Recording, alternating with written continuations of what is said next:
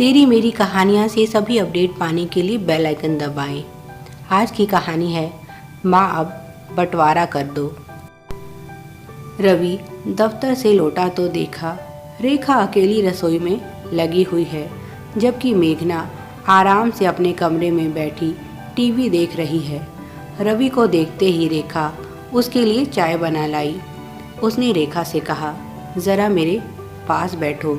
रेखा बोली, अभी बिल्कुल समय नहीं है, आज तो 3 सब्जियां बनानी हैं, साथ ही पुलाव और पूरियां भी।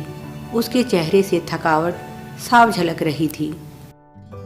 आज मेघना के घर से कुछ मेहमान आने वाले हैं। यह सुनकर रवि भड़क उठा और बोला, मेहमान मेघना के हैं तो खाना भी उसे बनाना चाहिए, तुम क्यों रसोई में खप रही हो? रेखा बोली, पर उसे खाना बनाना कहाँ आता है? रसोई में जाएगी तो सब कुछ बनाना आ जाएगा। तभी रोशनी जी वहाँ आ गई और बोली, बहू यहाँ क्या कर रही हो? जाओ रसोई में जाकर अपना काम करो। रवि माँ से बोला, माँ मैं यह क्या देख रहा हूँ? क्या रेखा ही इस घर की बहू है? सारी जिम्मेदारी केवल उसी की है, मेघना की कोई जिम्मेदारी नहीं। जब मेहमान उसके घर से आ रहे हैं तो खाना भी उसे बनाना चाहिए। अगर बनाना नहीं आता तो कम से कम वह रेखा की सहायता तो कर ही सकती है। रोशनी जी ने मुंह बनाते हुए कहा, थोड़ा काम कर लेगी तो मर नहीं जाएगी तेरी पत्नी। काम करने से शरीर ठीक रहता है, यह मत भूल। मेघना महीने के पूरे 50,000 रुपये कमाती है। अब बाहर भी काम करे और रसोई में भी वही लगी रहे तो तेरी यह महारानी क्या करेगी? इसे क्या शोकेस में सजाने के लिए लेकर आया है? रवि बोला, माँ यह तुम ठीक नहीं कर रही। रेखा और मेघना दोनों ही इस घर की बहू हैं और बड़ी होने के कारण रेखा पर अधिक जिम्मेदारियां हैं।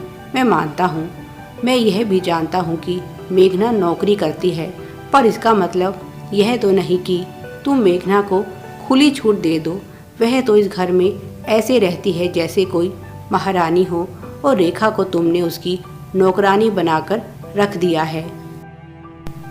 मेघा का काम आपको दिखाई देता है क्योंकि वह हर महीने आपके हाथ में नोटों की गड्डी लाकर रख देती है, पर रेखा का काम आपको नज़र नहीं आता। वह सारे दिन घर के कामों में लगी रहती है, ना तो आप उसकी कोई सहायता करती हैं और ना मेघना को करने देती हैं। वह बेचारी अकेली क्या क्या संभाले। रेखा घर संभालती है तभी मेघना बाहर काम कर सकती है। नौकरी तो रेखा भी कर सकती है, पर क्या मेघना घर संभाल पाएगी?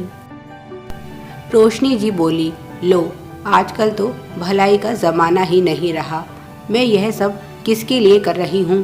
तेरे लिए ही तो कर रही हूँ, नहीं तो मेघना और सुमित कब के अलग हो जाते।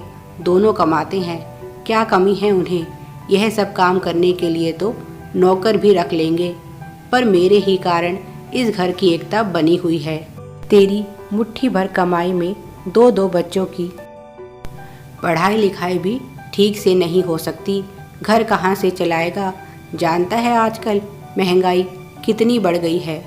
जब वह तेरे लिए इतना सब कर रही है तो अगर तेरी बीवी थोड़ा सा घर का काम कर लेगी तो मर नहीं जाएगी। रवि बोला, अगर ऐसी ही बात है तो माँ मेरी चिंता करनी छोड़ दो और हमें अलग कर दो, तब तुम्हें भी पता चल जाएगा कि कौन कितने पानी में है। मैं भी देखता हूँ तुम्हारे लाडले बेटा बहू तुम्हारी कितनी सेवा करते हैं। रोशनी जी बोली, तू होश में भी है? क्या कह रहा है? अपनी बीवी की बातों में आकर तू अपने ही पैर पर कुल्हाड़ी मारने चला है। सोच ले। रवि बोला, सोच लिया है। अच्छी तरह से सब कुछ सोच विचार करने के बाद ही मैं इस फैसले पर पहुंचा हूँ। पति होने के नाते अपनी पत्नी के मान सम्मान की रक्षा करना मेरा फ़र्ज़ है, और तुमने तो उसे घर की नौकरानी बनाकर रख दिया है। जेठानी होने के नाते उसे जो सम्मान मिलना चाहिए था वह तो दूर की बात, तुम्हारे कारण मेघना उससे सीधे मुंह बात तक नहीं करती। घर में वॉशिंग मशीन है, पर रेखा उसमें कपड़े नहीं धो सकती क्योंकि वह मेघना के घर से आई है। उसमें सिर्फ मेघना और उसके पति के कपड़े धुलते हैं। घर में एसी है, पर मजाल है जो मेरे बच्चे उस कमरे में दाखिल भी हो जाएं, क्योंकि वह एसी चाची का लाया हुआ है। घर में गाड़ी है, पर सिर्फ और सिर्फ मेघना उसे इस्तेमाल कर सकती है, बाकी किसी को उसे हाथ लगाने की इजाज़त नहीं। रेखा अगर मेघना के कपड़ों को हाथ भी लगा दे तो घर में हंगामा हो जाता है, पर जब वही कपड़े गंदे हो जाते हैं तो उन्हें धोने और इस्त्री करने का जिम्मा किसका है? तुम तो ऐसे कह रही हो जैसे मेघना के इस घर में आने से पहले हम भूखे मर रहे थे। हमारा गुजारा आराम से हो रहा था, घर में सुकून भी था। हम तो अपनी दाल रोटी में ही खुश हैं, हमें कोई पकवान की इच्छा नहीं। और इन सब में मेघना से ज़्यादा गलती तो तुम्हारी है। तुमने उसे सर पर चढ़ा लिया, अब तुम ही उसे भुगतो। मेरी बर्दाश्त की सीमा माँ आज ख़त्म हो गई है। रोशनी देवी बोली, ठीक है तो आ जाने दे सुमित को, मैं आज ही उससे बात करती हूँ और तुम दोनों को अलग कर देती हूँ। रवि बोला, हाँ माँ, अच्छा होगा कि अब तुम बंटवारा कर ही दो। कुछ देर बाद मेघना के मेहमान भी आ गए और सुमित भी। पूरे परिवार ने साथ बैठकर खाना खाया, सिर्फ रेखा को छोड़कर, क्योंकि उसे सभी के लिए गर्मा गर्म पूरियां बनानी थी और रोटियां सेकनी थी। खाना बनाने वाली को ही सबसे आखिर में बचा कुचा खाना नसीब हुआ। बस अब रवि और बर्दाश्त नहीं कर सकता था। मेहमानों के जाते ही उसने मेघना और सुमित से कहा, बैठो, माँ को तुमसे एक ज़रूरी बात करनी है।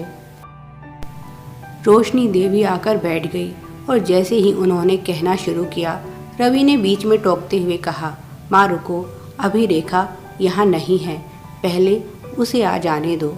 रेखा इस समय खाना खा रही थी। कुछ देर इंतज़ार करने के बाद मेघना बोली, मुझे तो नींद आ रही है, सुबह ऑफिस भी जाना है, मैं अब और इंतज़ार नहीं कर सकती। जो कहना है जल्दी कहो, नहीं तो मैं सोने जा रही हूँ। तभी रेखा भी वहाँ आ गई।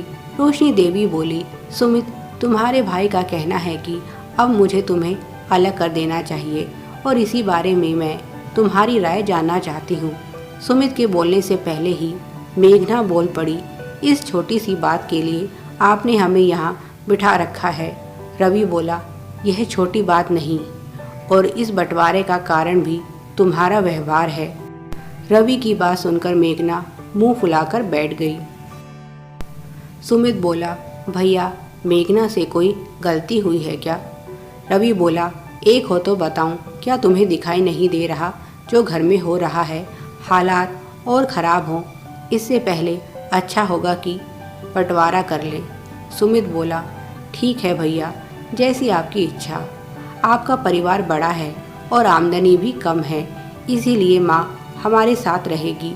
रोशनी देवी भी यही चाहती थी और सबकी सहमति से घर का बंटवारा हो गया। रवि का परिवार ऊपरी मंजिल पर रहने चला गया और रोशनी देवी अपने छोटे बेटे बहू के साथ नीचे रहने लगी। पर जल्दी ही उन्हें समझ आ गया कि मेघना और सुमित ने उन्हें अपने साथ क्यों रखा। बंटवारे के बाद भी मेघना के व्यवहार में कोई परिवर्तन नहीं हुआ। वह पहले की तरह ही रहती और अब घर का सारा काम करने की जिम्मेदारी रोशनी जी पर आ गई। जब भी वे मेघना से कुछ काम करने के लिए कहती तो उसका एक ही जवाब होता, आपके होते हुए मुझे यह सब करने की क्या ज़रूरत है?